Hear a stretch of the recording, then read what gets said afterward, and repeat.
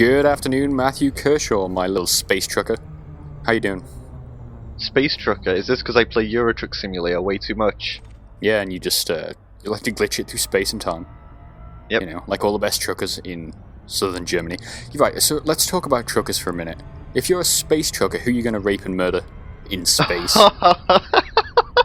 Because that's like the primary pastime of those lonely men on the road, isn't it? What? Really? Fuck, I've never met one that said otherwise. In fact, I know one trucker, and he's definitely a rapist. Every time he sees me, he grabs my nipples. It's, I'm not making any of this up for, like, dramatic effect either. It's all true.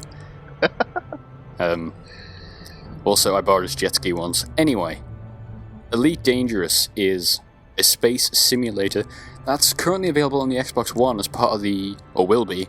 How does that work? Talk to me about the game preview program. So the game preview program works similar to how Steam Greenlight works, where developers can publish games that are in progress or not finished, but they're being updated and they're not the final game yet. And you can go out and purchase them in this early access stage and play them. Right. Is that available now? Is it available now for preview members, or is it coming later? That is available now. I don't know if it's just for preview members. I'm on the Xbox One preview program, so I can see it. In there, they've got Elite Dangerous and some other game that I don't care about. Well, this is the PC version of Elite Dangerous, but I thought it might be relevant to check out, because I bought it in the Steam Summer Sale. And the Power Play update came out a couple of weeks ago. Not that we'll see any of that here, but I'm just going to take us through a little mission. A little bounty. Now, every time you play a space game, you have to describe it to me as a spreadsheet simulator. Is this another one of those? This is less bad. In this, you actually have direct combat, unlike Eve, which is like a spreadsheet with a few images every now and again. In this, I'm actually flying this ship and shooting them manually using analog sticks, playing on the DualShock 4. It's, I don't know what it's like on the Xbox One, but it works real well on controllers. There's a few too many buttons though, so I think what they said, I read an update, they've like added contextual menus, which I guess means like, maybe you pull a trigger and, what the face buttons do is different, so. Because there's like fucking tons of functions you need, things like, like small shit like lights on and off, and then there's like, whether or not you've got your cargo scoop open, or your guns retracted, or if you're cycling between weapons and stuff. There's so much cool shit, but basically it's just, space porn. Spaceship porn. Yeah, that's the problem with a lot of games that try to move to consoles where there just isn't enough buttons. Like, I remember when I was playing Euro Truck Simulator, to go back to that, I was just using my Xbox One controller. It doesn't have a cool name like DualShock 4, I don't even know what to call it. The Duals have lights on it? No, well, fuck you. No, unfortunately not, no. But, yeah, it was like impossible to map every single button to the controller. I've got all of the basic functions there, but I still have to use my keyboard for certain things. Yeah, this is the same. Like I said, they've done some stuff to the Xbox One controller that'll probably make it harder, I guess. But I really like using the keyboard and the controller. It's like when I went back to TIE Fighter, it was the same way. Where it's like all the fighting's done on the controller, but like, sometimes it's real nice just to cycle between some keys and get like, random menus and shit. And like jump, I like to have to hammer on the J key to jump to my FSD drives to go to warp speed and stuff. I've spent like, I don't know, 30 hours in this game over the last like week and a bit. It's just so hot.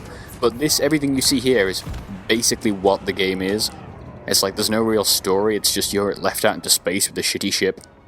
And then you've got to take your own quests or do trading. There's like different things, right? So I'm doing like a bounty hunter route basically. And this is what a quest I'm doing now, is to hunt one of these gang members down. And you kind of just have to go out into space and like scan shit, and sometimes you'll be like an hour just flying through a system, like trying to, locate other starships to scan and stuff. But somehow the time goes past so quickly, it's like the most awesome experience. It's really weird. Watching this dogfight reminds me of dogfights in Battlefield, where if you're behind the person you're chasing in a fight, all it is you two spinning around in a circle until one of you overturns, and then the other one gets behind them, and then it starts to cycle again. Yeah, it's like I've had like 20-minute dogfights in this thing against a single opponent. It's been insane. This is a bit shorter one, so I'm like throwing out loads of missiles, which I would never do in a normal dogfight, but I didn't want it to last 20 minutes for this video. So I'm just kind of like spamming as many missiles as I can. Why don't you fire missiles? Why do I? Or why don't you? Well, they don't work against shields, I don't think. I think they only work against the hull. So, I obviously wanted to get the shields down first. But then, as you'll see behind us on that map in the middle, a load of federal system authority ships, so you know, like police basically. And if you've got like illegal cargo, so any cargo you've stole or looted or anything is all illegal, and they scan you, they'll totally, annihilate you in like seconds because they're all master ranks and stuff. It's fucking huge, this game, but there's not a lot in it. So it's like, if you know you need this game, like I knew I needed this game, but this video will probably tell you all you need to know. But definitely check out that demo on the Xbox One before buying, because I could see a lot of people being turned off by the sort of sparseness of, well, the lack of like context for what you're doing. Yeah. I mean, if you want to test this out, you can play free for an hour using the Xbox preview game thing. Yeah, there was totally a demo on the PC one as well. I don't know if they tell you anywhere though, but if you download the client, which again, I don't know if you can do. I don't know how the demo works, I just bought it on Steam, but there's totally like a training mode in the client, so I think that's a demo. And this works real well. I've got a 7970 in my computer. It's a couple of years old. It's an AMD card, and it fucking runs smoothly at 60 frames a second constantly. And highest graphical settings, it's fucking beautiful. Which is odd for a game that only came out like a year ago. Like, I'm having to knock down a lot of games now.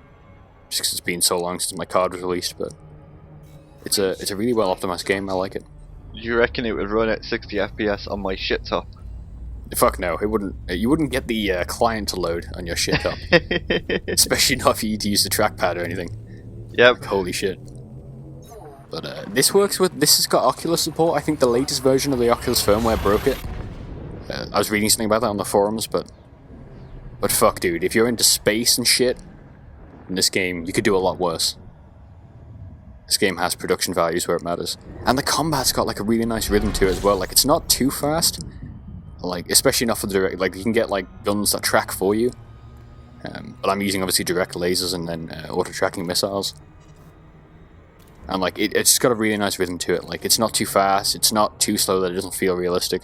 And then you've got the whole like speed and shit, so there's like 4 different types of measurements for your speed. And you can be accelerating and then suddenly you need to stop and it'll take you like 2 seconds to reach a location, and then suddenly, because of the relative nature of it, it's like now you're 4 days from your target system. It's really cool if you're into that kind of shit. It's exactly what we need. But we're just gonna go back to the Labrador platform, and I'll show you docking. This is one of the kind of shitty platforms, but there's like giant cubes in space, which are really hard to dock at because you got to find the surface with the docking port on it, which takes me ages every time. There's like really long, like something out of Mass Effect, like a Quarian ship. Yeah. And you have to fly. You've got to like ask docking authority and stuff. But this is only a small one where you land on the surface. Mm.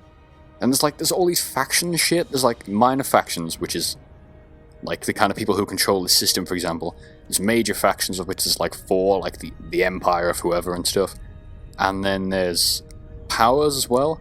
And that was what was added in the power play stuff. So that exists between the two, and they're like people from the major factions. And there's totally like, you can pay money or like you support a political party kind of thing, and then like go to different planets and shit and like put money into funding their cause. It's really weird. Obviously there's all the trading, there's mining, there's piracy. And when you get into like the trading and mining, it's like where it becomes a spreadsheet game. Whereas basically all I'm doing is flying to different systems and hunting people. Which is, it's a lot of fun. I'm flying the Eagle, which is one of the faster ships, at least earlier on. It took me maybe like 12 hours to get the money. Because like, wow. You die, and you lose whatever contracts and bounties you had, so you really don't want to fuck up. And you can jump into systems and be ambushed yourself and like, just get destroyed in seconds if you're not, quick on your drive and stuff. But it's fucking cool. It sounds cool, yeah. If you need to waste days looking at like a star-speckled black background, then this is certainly a way of doing it. It's just got such a hot UI. I would love to try this in VR, because I imagine it would be really nice. With all the UI popping up at you. Yeah. And then yeah, we're just going to pull in here and dock really smoothly. Really smoothly. Smooth, smooth, smooth. Docking successful. And there we go. Disengaged. It's sick. Look at the solar panels. How do you... Oh, there you go. I was going to say, how do you even get inside it? It's like, no, it just totally, pulls you down. Yeah, it's I think they all do that, but some of the different stations are kind of insane. And if you have to line up with the different ships in your, in order to go in, sort of thing, you can only fly in one side of the docking port. These are the ones with the hangar doors and stuff. Yeah. And you'll get infractions if you're loitering around different hangar docks. They don't teach you how to land this thing either, and there is in the training. I did a couple of the combat ones, and I'm like, we'll be fine. And I had to fucking call the port authority and land this thing on my own. It takes a while to get used to the speed you need and the approach and stuff. Yeah. But it's fucking cool. And there we go. We just turned in that bounty, got a bit of reputation in the system, and made some hot cash. Probably about enough to pay off those missiles I just bought. How many credits did you earn? Because that seems to be every space game is its credits. Yep, these totally have credits. Yep, of course it does. It's such a cool game. Check back soon, GameDropZone.com.